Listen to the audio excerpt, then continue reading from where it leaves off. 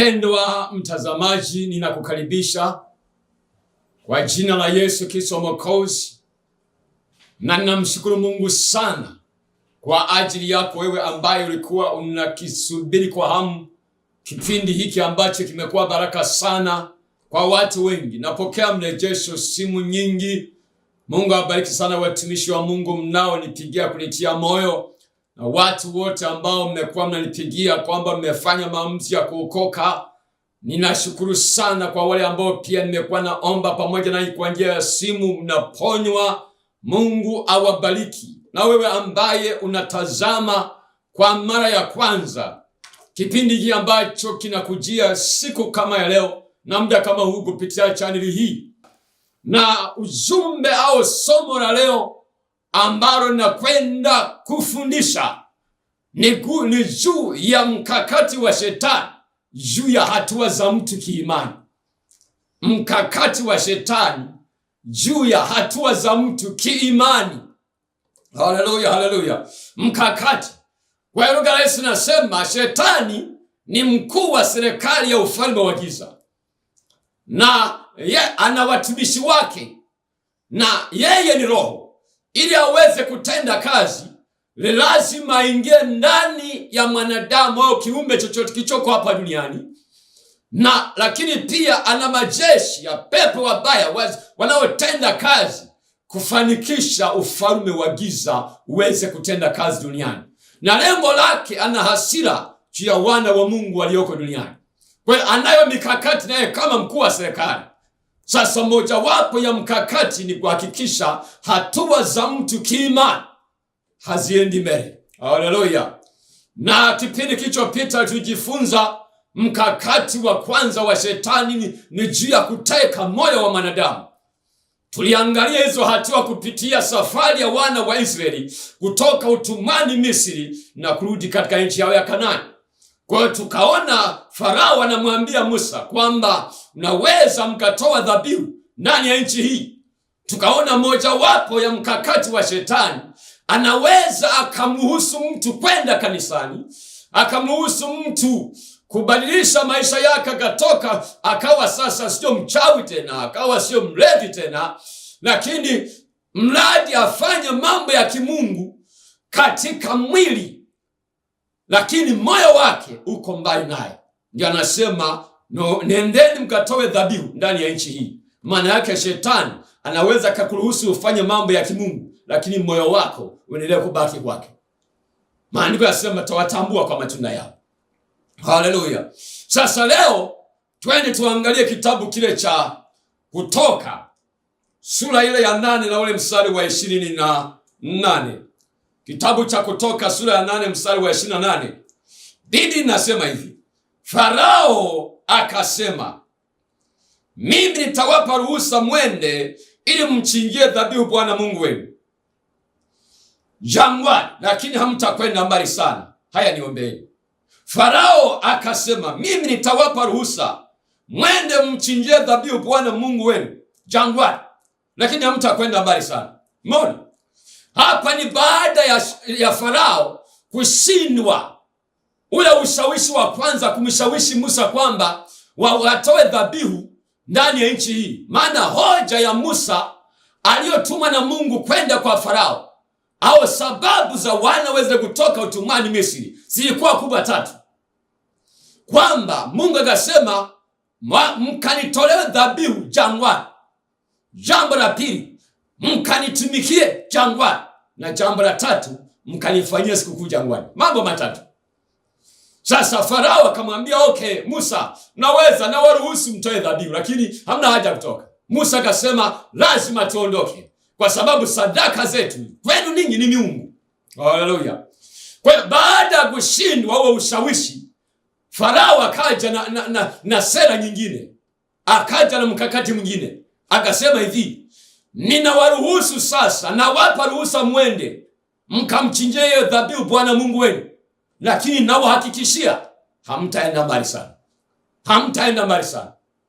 Tafsiri ya kiroho maana yake nini? Okoka, lakini nitahakikisha haupigi hatua, utabaki kuwa ni mchanga kiroho. Huo ni mkakati wa shetani. Huu ni mkakati mkubwa sana alio nao kwa mtu baada ya kuzaliwa mara ya pili. Sikiliza, maana yake sisi wanadamu wote, Adamu baada ya alipoasi akamwasi Mungu wetu pamoja na mke wake, wanadamu wote wako chini ya sheria ya dhambi na mauti. Kwa kila aliyezaliwa na mwanamke, wote wako chini ya dhambi, sheria ya dhambi na mauti. Maana yake ni kwamba sasa ulizaliwa katika mwili na wazazi wako kwa mbegu inayoharibika. Kwa hiyo unaposikia neno la Mungu, lile neno linazaa kuzaliwa mara ya pili sasa katika roho, kwa mbegu isiyoharibika ya neno la Mungu, na Roho Mtakatifu anaingia ndani yako, unakuwa kiumbe kipya. Anabadilisha tabia zako, anabadilisha mwenendo wako, anabadilisha kuwaza kwako, anabadilisha na hali yako ya kuabudu. Kila kitu kinabadilika. Mbona unasema sasa huyu mtu amezaliwa mara ya pili?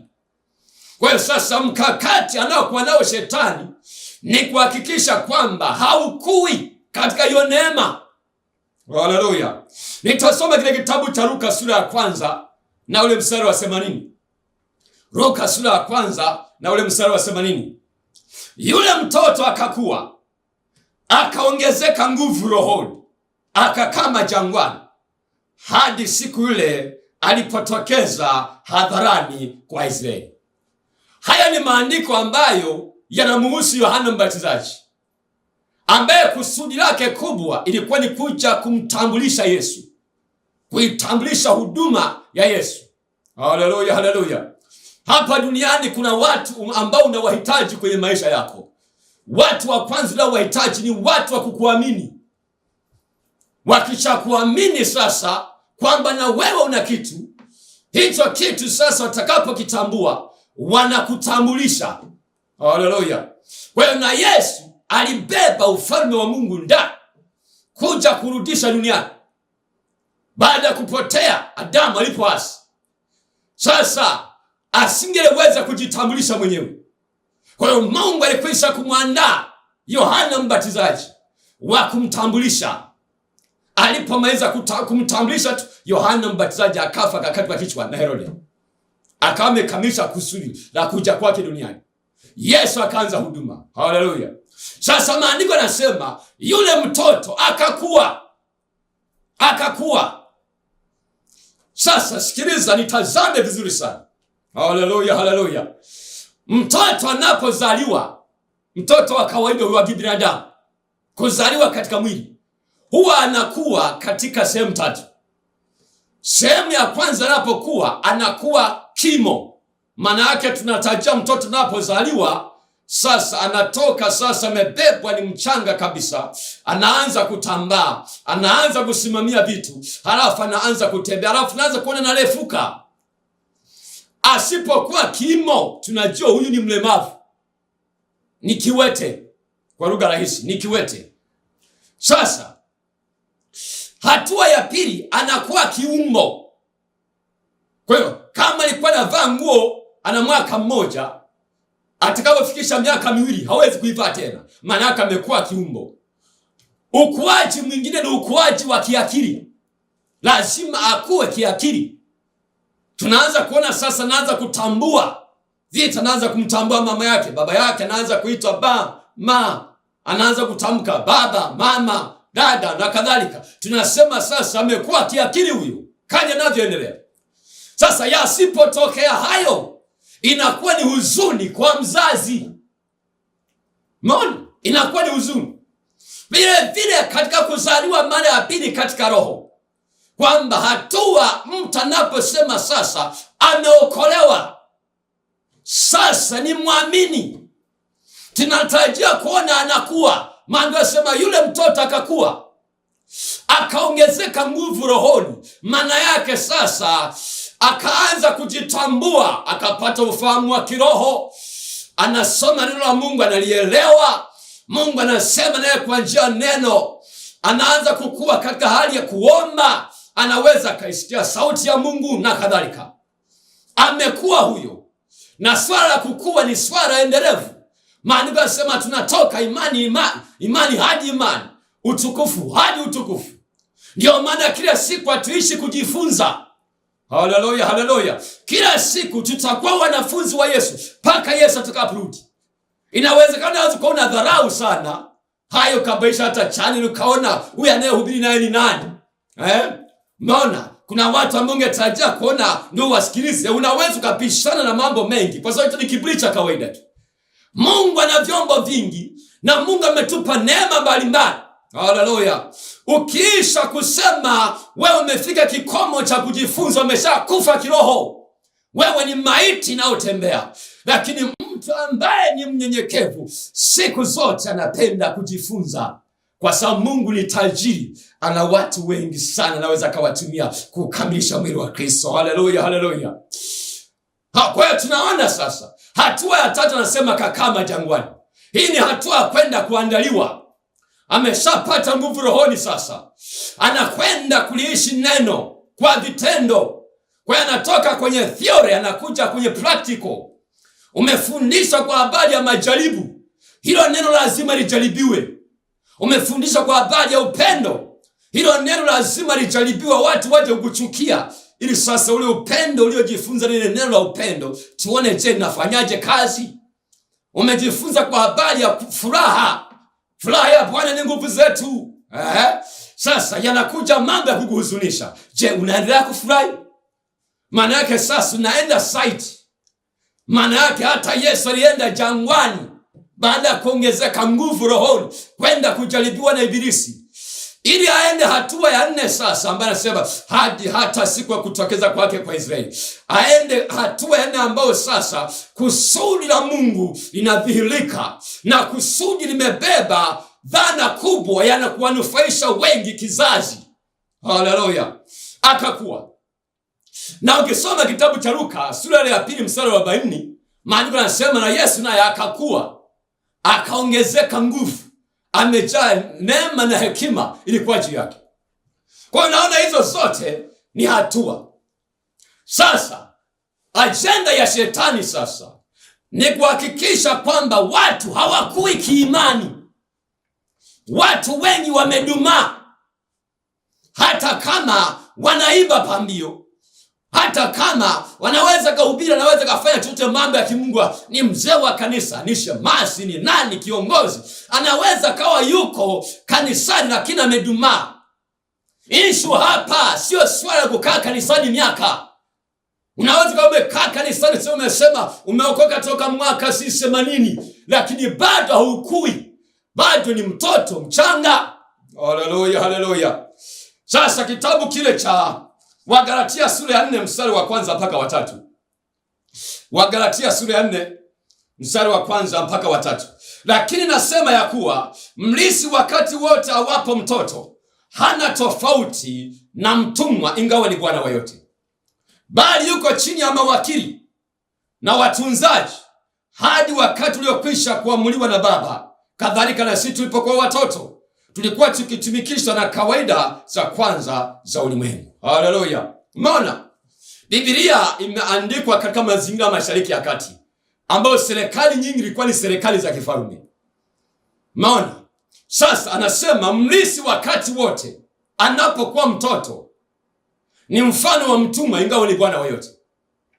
Kwa maana kwamba hivi katika serikali za kifalme ulisi wa mzazi kwa mtoto ni ufalme, na mfalme anapokufa ndo mtoto anakalia kiti cha ufalme, ndo ulisi wa ufalme.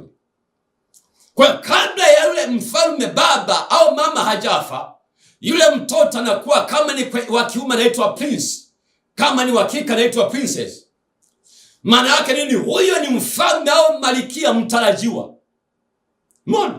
Sasa anapokuwa bado ni mtoto, sasa anakuwa yuko chini ya watunzaji na mawakili wanaomsimamia, huku sasa wakijua huyu ni mfalme mtarajiwa na ni mfalme anayesubiri kukalia kiti, au ni malikia kabisa. Haleluya. Kwa anavyokwenda wale watu pale ikulu kwenye ufalme wanamchukulia kama mfalme. Kwa hiyo hata hata kama anapotoka analindwa kama mfalme. Unaona serikali za kifalme hizo. Haleluya, haleluya. Sasa maandiko yanasema hivi, anapokuwa mtoto sasa, huyu mtoto asipotambua, anaweza kaanza kujichanganya sasa na raia, watoto wa raia, akaanza kufanya asiyopasa, akasahau nafasi yake. Mbona sasa, na Mungu wetu ni mfalme, na sisi wana wa ufalme ni wafalme na malikia. Haleluya, haleluya. Sisi ni walisi pamoja na Kristo, ufalme wa baba yetu, ambao kimsingi Yesu alikuja kurudisha. Uko ndani yako, kishaingia ndani ya Yesu, ufalme wa Mungu uko ndani yenu, Biblia imesema. Manake wewe sasa ni uzao wa kifalme. Usipokuwa ukabaki kuwa ni mtoto, unakuwa mtumwa, ingawa ni bwana wa yote. Anasema sasa, tulipokuwa watoto tulikuwa tukitumikishwa na kawaida za kwanza za ulimwengu. Mbona sasa, ngoja nikwambie hatua za kukua kiimani. Hatua ya kwanza, unapozaliwa mara ya pili, unapitia hatua kwa mtoto mchanga kiroho. Mtoto mchanga kiroho. Sasa mtoto mchanga ana chakula chake. Paulo anasema kama watoto wachanga, yatamani maziwa ya akili yasiyogoshiwa, ili kwa hai mpate kukulia wokovu. Maana yake mtoto mchanga napokuwa amezaliwa ana chakula chake. Wanaambia wataalamu miezi 6 asile chochote, anywe maziwa ya mama. Maana yake na hatua ya uchanga una muda wake wa kupata mafundisho ya awali ya msingi. Yani yale mafundisho ya awali ya msingi ambao msingi wa imani ya mtu ataweka hapo. Haleluya, haleluya. Paulo anasema katika kitabu kile cha Wakorinto wa kwanza sura ya 2, anasema mstari wa 4, nilipokuja kwenu Wakorinto, sikuwahubiri injili ya namna ya kibinadamu yenye kushawishi akili za watu, bali kwa dalili za Roho na za nguvu, ili imani yenu isiwe katika hekima ya kibinadamu, bali katika nguvu za Mungu. Kwa hiyo huyu mtu akihubiriwa injili halisi, ambayo sio injili ya kibinadamu ya kushawishi akili za watu, maana yake hata maisha yake ya imani yatajengwa katika nguvu na katika Roho Mtakatifu. Sasa leo tuna Wakristo wengi ambao wamehubiriwa injili ya namna kibinadamu, injili ya kushawishi watu, injili ya kuwashawishi watu kwa habari ya vitu vinavyoonekana. Mbona? Kwa hiyo msingi wa watu wengi ni msingi mbovu. Ndio maana tunaona vituko vingi makanisani.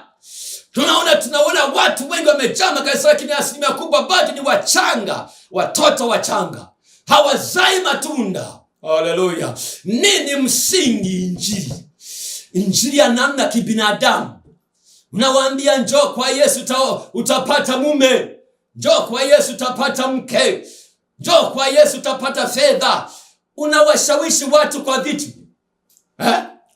Hiyo ni injili ya kushawishi namna kibinadamu.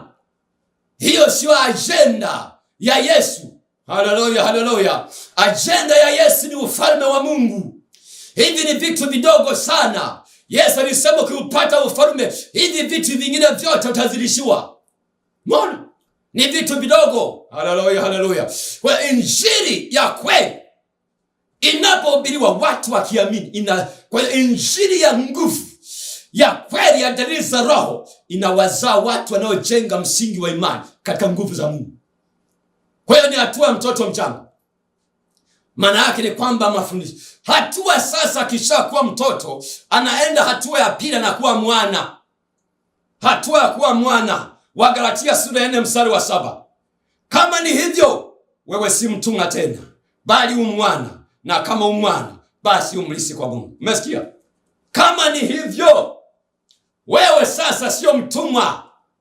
Baada ya qualify hatua ya kutoka kwa mtoto mchanga, umekaa kwenye neno, umeshiba, umejifunza. Sasa unakuwa unaenda katika hatua kuwa mwana. Mwana maana yake amejitambua sasa. Ameshajua hapa ni nyumbani kwetu. anaanza kulinda heshima ya ufalme wake pale. Anaanza kujua hizi mali za baba ni za kwangu, kwa lazima niwe mwaminifu. Anaanza kuishi sasa kama mfalme, maana hatua ya mwana ni hatua kuandaliwa sasa kukalia kiti cha ufalme. Mwana huyo sasa anasema wewe sio mtumwa tena, maana huwezi kuishi sawasawa na kawaida za wanadamu.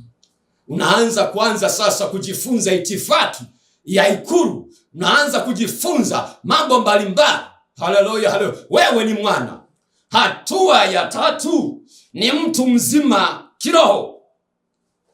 Wakorintho wa kwanza sura ya 14 na ule mstari wa 20.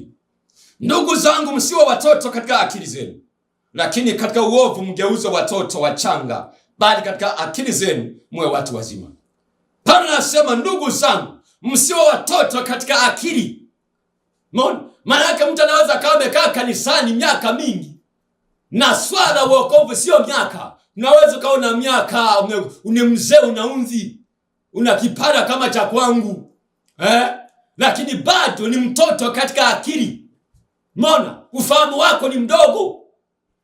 Mbona sasa nasema bali katika uovu mgeuza watoto wachanga. Si unajua watoto wachanga wenyewe hawajui dhambi kabisa, hawajui kuchukia.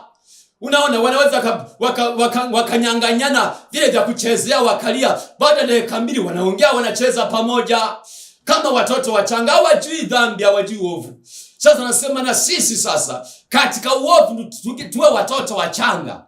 Yani maana yake mtu ambaye tayari amekuwa mwana wa Mungu, amekuwa mtu mzima. Hatutarajii kuona tabia za kipagani, hatutarajia kuona tabia za kimwili. Never. Huyo sasa amefikia kwenye level ya kuwalisisha wengine imani. Maana yake ni hatua ya mtu kujua sasa mimi ni kielelezo, mimi ni role model. Mimi maana yake watu wengine wananiangalia mimi. Ile Wakorintho wa kwanza 11 mstari wa kwanza, Paulo anasema mnifuate mimi kama mimi ninavyomfuata Kristo. Hiyo ni hatua kwa mtu mzima kiimani. Haleluya, haleluya. Sasa unasema mchungaji, hivi sasa nawezaje kujua tabia za mtoto mchanga kiroho? Tumeona moja wapo ya tabia za mtoto mchanga, anasema anaishi kwa kufuata kawaida za ulimwengu. Unaona, ni watu ambao unakuta yuko kanisani lakini unakuta ni mtu hasira ya ajabu. Ni watu ambao ni wakukwazika.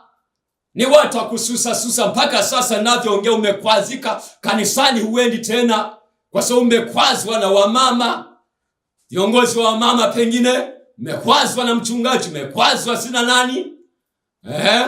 Ni mtu ambaye umesusa, ulikuwa unaimba kwaya umeacha kwa sababu umekemewa kidogo. Maana yake wewe ni mtoto mchanga. Hizo ni tabia. Watu, kuna Wakristo wengi tunawaita Wakristo majongo. Wanaitwa usiniguse. Ukimgusa kidogo tu anajikunja. Si unajua jongo alivyo? Kwa unakuta wengine wako kama jongo. Ukikosolewa, ukionywa kidogo tu na susa. Umeona? Maana yake ni tabia ya mtoto mchanga. Ni mtu ambaye hauko tayari kukosolewa. Ni mtoto mchanga huyo. Haleluya, haleluya. Lakini pia Wakorintho wa kwanza sura wa 13 mstari wa 11. Anasema hivi, nilipokuwa mtoto mchanga nilisema kama mtoto mchanga, nilifahamu kama mtoto mchanga, nilifikiri kama mtoto mchanga. Tokea hapo nilipokuwa mtu mzima nimeabatilisha mambo ya kitoto. Huyo ni Paulo. Paulo ni miongoni mwa watu walipozaliwa mara ya pili alikumbana na kipindi cha utoto uchanga. Na yote ni kwa sababu alipookoka pale Yerusalemu walimkataa. Maana wao walikuwa bado wanamuona Sauli ndani ya Paulo. Maana kabla hajaokoka alikuwa anaitwa Sauli. Maana ya jina Sauli maana yake mbabe. Alipookoka akaitwa Paulo, maana yake mdogo au mnyenyekevu.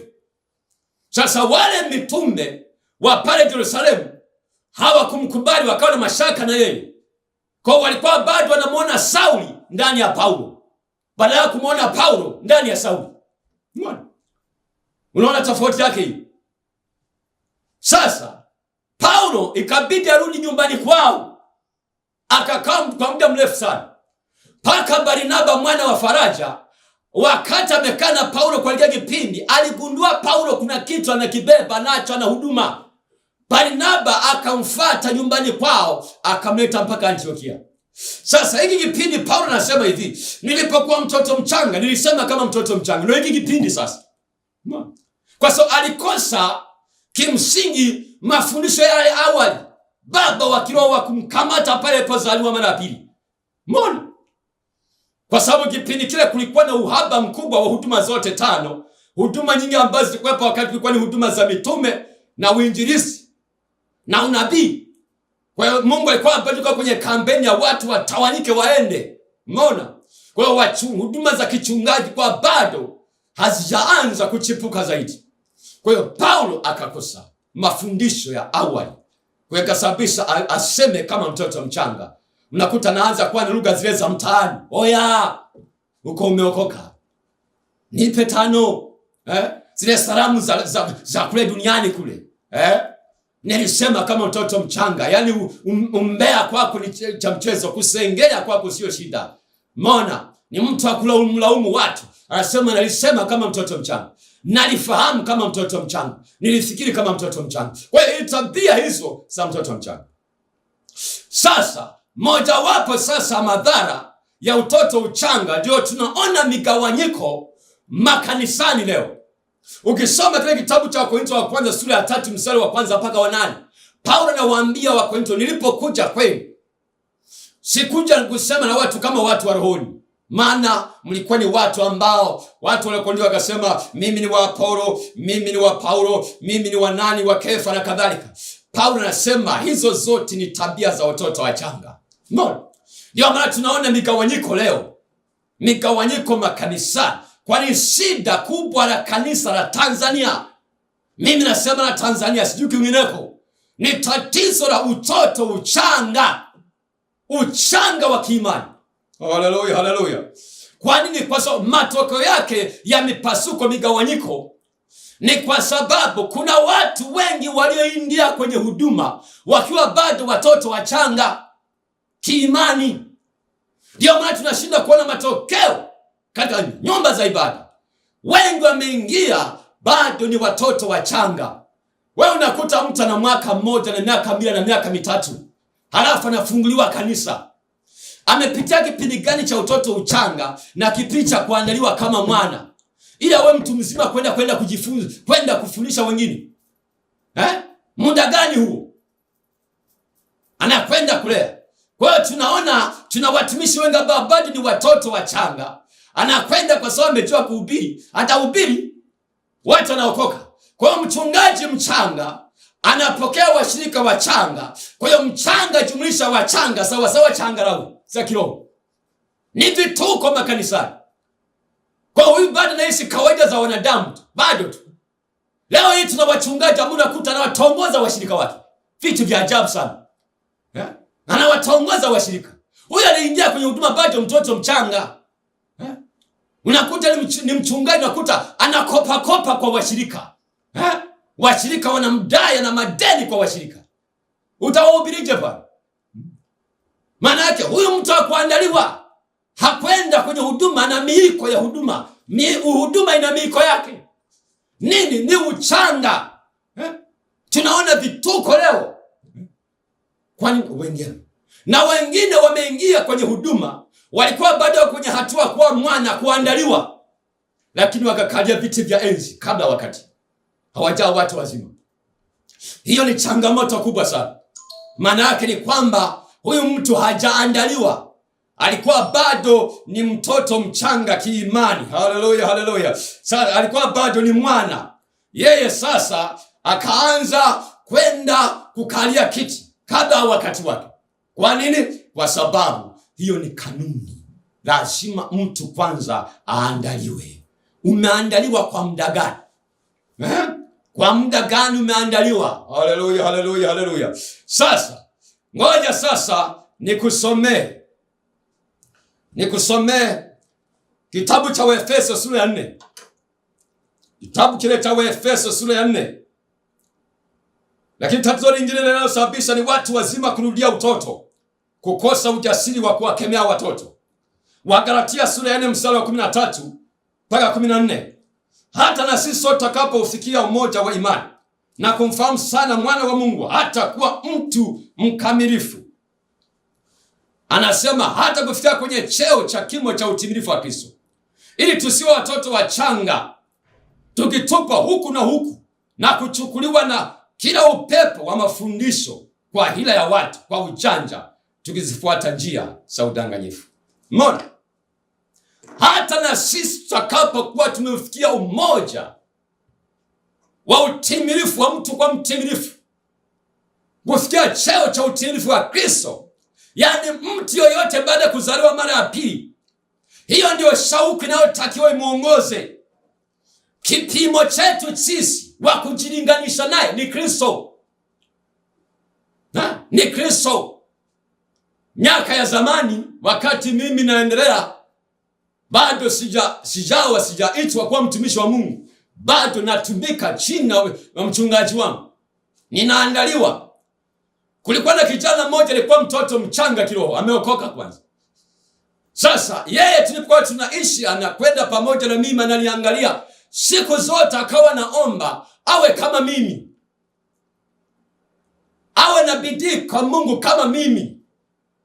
Sasa akaja kaniambia, bwana, siku zote mimi naomba Mungu na mimi niwe kama wewe. Nikaambia, yani siku zote kumbe naomba uwe kama mimi.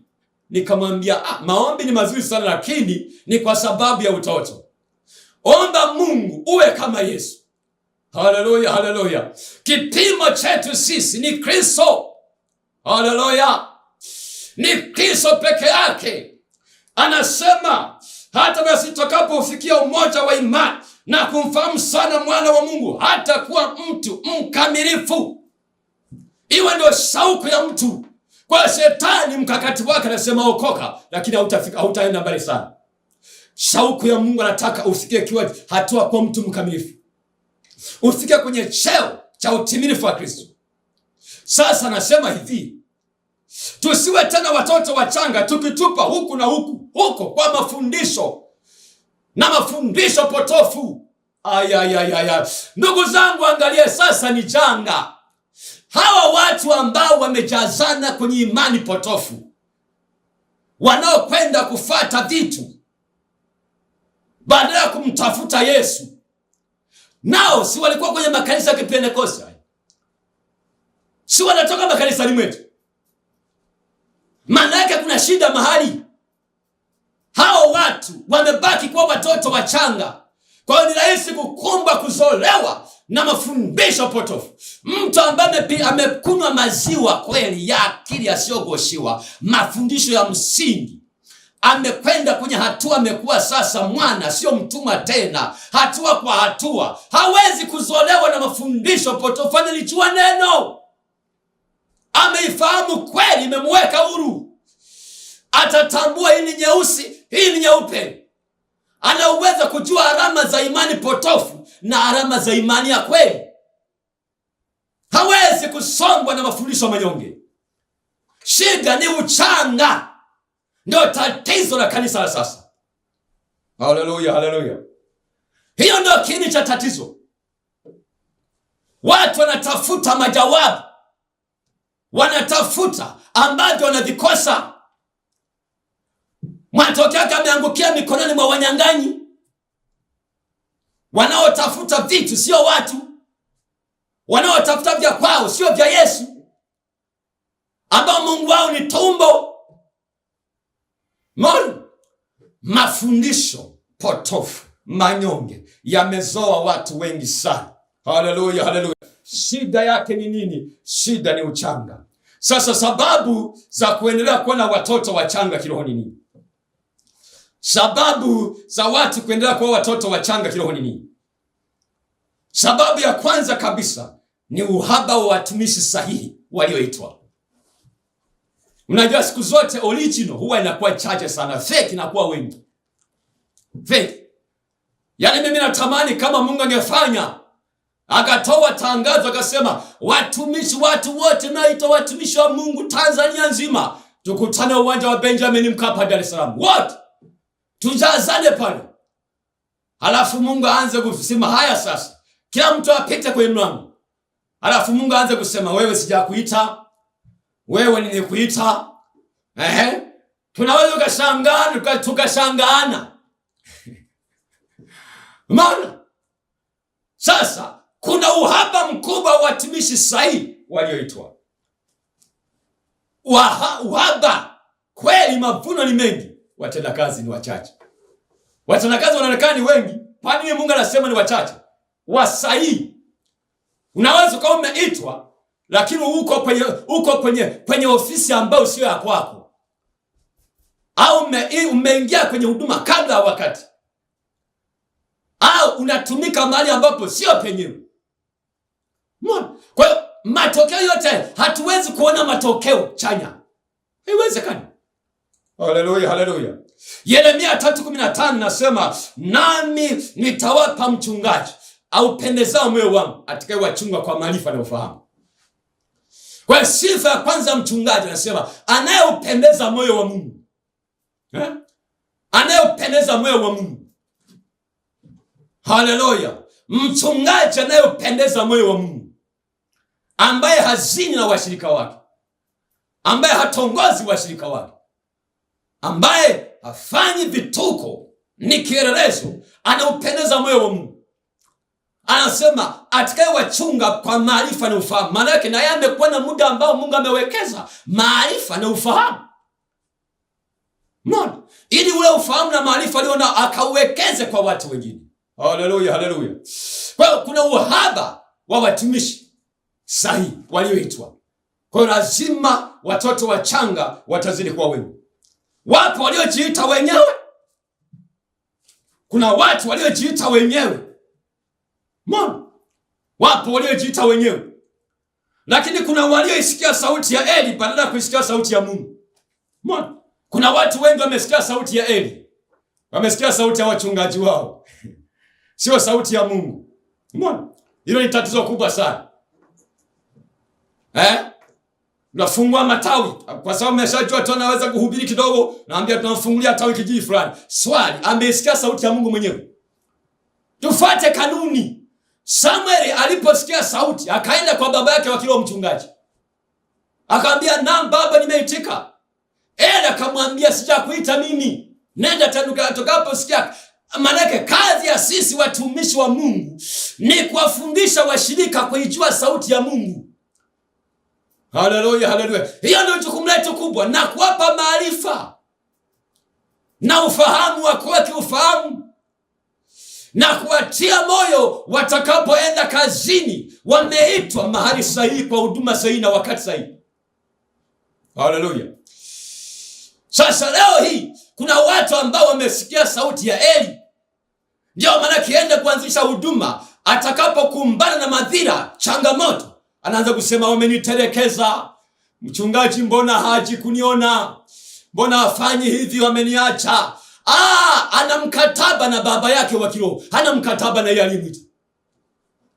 Kwa nini asilalamiki? Kwa hiyo tuna watu wengi waliosikia sauti ya Eli badala ya kusikia sauti ya Mungu. Kwa hiyo mtu atasababisha watoto wachanga tu, matokeo yatakuwa dhaifu sana. Haleluya. Lakini kuna watumishi wa mshahara na kuna watumishi wa kweli. Wapo watumishi wa mshahara, utagundua tu, ambao wao ni kipaumbele, ni wao ubinafsi, wawe na mafanikio makubwa. Kipaumbele chao ni fedha, sio roho za watu. Watumishi wa mshahara, na hasa kwenye ulimwengu huu, huduma hizi zimegeuka kama sehemu ya kwenda kama sehemu ya kupata unafuu wa maisha. Nisikia kijana mmoja ameanzisha huduma mahali. Nilikuwa namfahamu yule kijana, alikuwa ni mwimbaji. Sasa yule kijana alipoanza huduma, naye akaanza kufanya maruweru, akaanza kuwa na gawia watu vitu, akaanza kuwa na gawa maji. Nikamuuliza, kwa nini nafanya hivi? Anasema, unajua watu sasa hivi wanataka kudanganywa.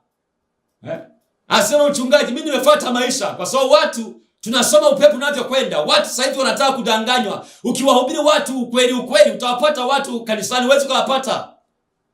Nikasema huu moyo wa ajabu sana huu. Kwa sababu watu sasa wanataka kudanganywa. Kwa wanasema sasa ngoja twende tukapate fedha zao, na kweli wanazipata. Haleluya, haleluya. Wanazipata kweli. Kwa watumishi wa mshahara. Kwa hiyo ninachokufundisha wewe ambao unakwenda kuokoka, kwa mafundisho haya, cha kwanza muombe Mungu akuonyeshe mtumishi sahihi aliyeitwa kwa ajili yako. Wapo watumishi wa kweli kabisa, na tunawatambua kwa matunda yao. Ukiomba tu Mungu atakupa mtumishi wa kweli atakaye kuongoza na kusababisha safari yako iwe salama. Haleluya, haleluya. Kwa hiyo tunaona hii. Lakini ni watu wanaenda kuhubiriwa badala ya kufundishwa. Watu wanaenda kuhubiriwa badala ya kufundishwa. Najua nilisikia mhubiri mmoja mkubwa anasema, maarufu sana, anasema Tanzania tuna uhaba mkubwa sana wa walimu. Walio wengi ni wainjilisti. Kwa unakuta watu wanapokuwa wanaokoka, tunaendelea kuwahubiri makanisani badala ya kuwafundisha. Kuhubiri ni sawa sana kumwambia mtu 1+1 ni 2. Usipoamini shauri yako, unaenda jehanamu. Mbona? Kwa hiyo tuna watu wengi sana ambao makanisani wamekuja makanisani kwa kuogopa kwenda jehanamu. Ni sawa, lakini msingi wa imani, nataka umfundishe, umhubiri mtu aje kwa Yesu kwa sababu anampenda Mungu, na Mungu anajua anachukia hili na hili na hili na hili. Yaani asukume na upendo, sio kuogopa kwenda jehanamu. Hiyo ndio kuhubiri. Kwa hiyo sisi walimu sasa kazi yetu ni kufundisha. 1+1 ni 2. Tumepataje 2? Tunaanza kuhesabu vidole. Hiyo ndio kazi ya mwalimu. Maana yake kumjengea mtu aweze kuwa mwanafunzi naye aweze kuwafundisha wengine. Haleluya, haleluya. Kwa hiyo ndio jukumu la mwalimu. Kwa hiyo watu wamebaki Wakristo wamesisimuka, sema tupone, lakini bado wako vile vile. Kama ni masengenyo yako vile vile, migawanyiko vile vile, lakini ni misisimuko. Lakini akija mafundisho potofu yanawasomba. Kwa nini? Hawana msingi. Wamejenga msingi imani yao juu ya mchanga. Haleluya. Upepo kiju na wasomba. Unaona? Lakini pia tunachokiangalia pia ni watu wamekuwa na msikio ya utafiti sana. Wewe mshirika, kwa nini unakuwa ni mzururaji? Unakuwa ni mtu na tafiti, unaenda huko, utaangukia mikononi mwa wanyang'anyi. Kile sia mahali kuna mkutano unakwenda, umepewa ruhusa na baba yako wa kiroho. Mbona unawekewa mkono na kila mtu? Unabeba maroho. Usiwe na masikio ya utafiti. Ukishajua huyu mtumishi wa Mungu ni wa kweli, tulia. Sikiliza maelekezo. Kaa kwenye mafundisho. Haleluya, haleluya. Nyenyekea chini ya mkono wa mchungaji wako, chini ya malezi. Kwa hiyo tuna Wakristo leo ambao wamekuwa na masikio ya utafiti, wasiotaka mafundisho. Ukionywa kidogo unahama, ukikemewa kidogo unahama na kanisa. Huo sio imani, huo ni utoto, uchanga. Haleluya, haleluya. Sasa nasema kama tusipo ujali wokovu namna hii, tutapataje kupona? Kwa hiyo tunaona, lakini pia kuna ujanja wa hila za mawakala wa shetani. Hao nao wamezalisha watoto wachanga kiimani. Mawakala wa shetani, hila. Yaani kuna watu wamejiingiza kwa siri katika imani yetu, kuja kupeleza uhuru wetu. Na hao wanasababisha Wakristo ulasa wanatangatanga, wamekuwa kama kondoo wasio na mchungaji. Kwa sababu ya ujanja na hila za watu, mawakala wa shetani. Kwa hiyo sasa tunachokiona hapa, tatizo linaloitesa kanisa leo ni tatizo la watoto wachanga. Shetani anasema hivi, unaweza ukaenda kutoa dhabihu, lakini hautaenda mbali sana.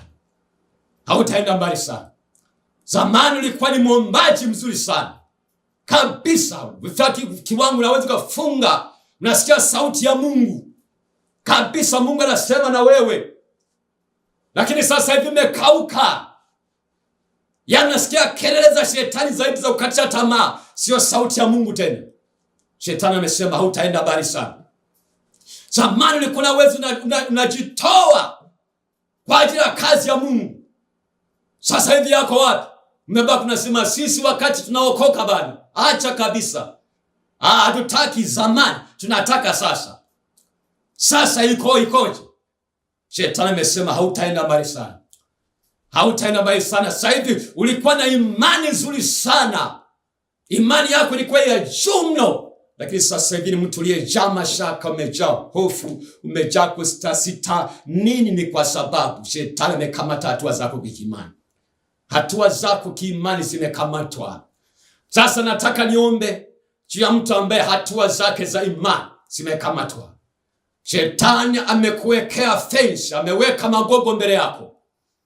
Ameweka magogo, ameweka mawe mbele. Amesema hauvuki hapa. Hautatoka hapa, utaishia hapa. Na wakati mwingine umeshasikia sauti ya Mungu kuingia kwa ajili ya huduma, lakini umewekewa zuio. Nataka niombe na mtu wa namna hiyo. Niombe kwa ajili yako. Hebu weka mkono kwenye moyo wako. Weka mkono kwenye moyo wako na au kutanisha mkono wangu. Wewe ambaye unataka sasa kuzaliwa mara ya pili. Unasema sasa nataka mimi nikiokoka sasa niende mbali sana kiroho, kiimani.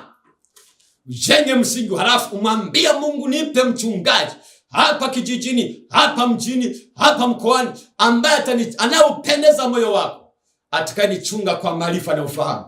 Mungu ni mwaminifu. Naamini kwa maombi haya Mungu atakuinulia mtumishi.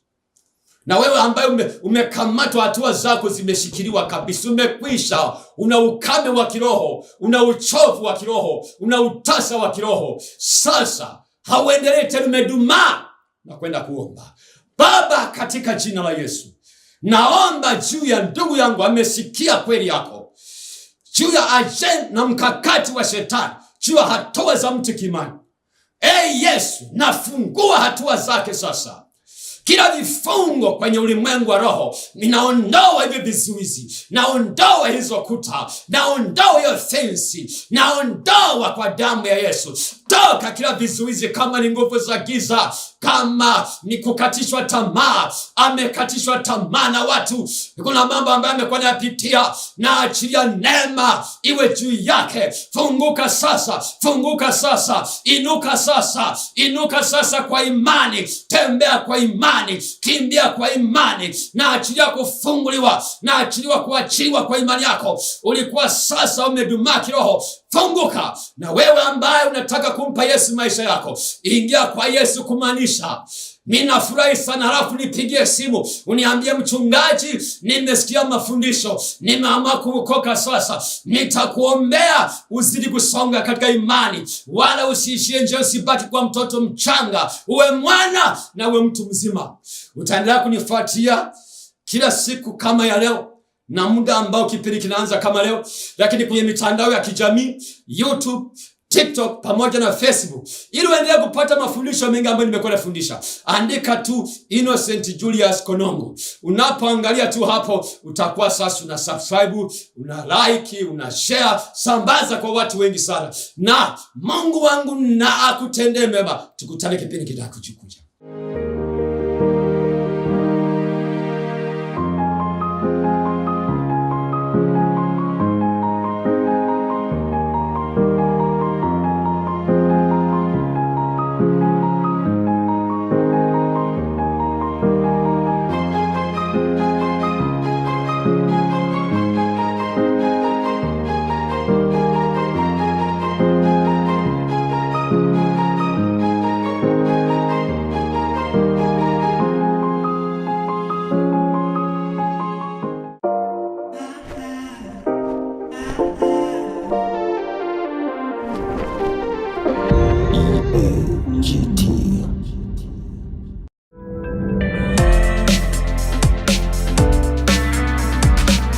Sibuka TV.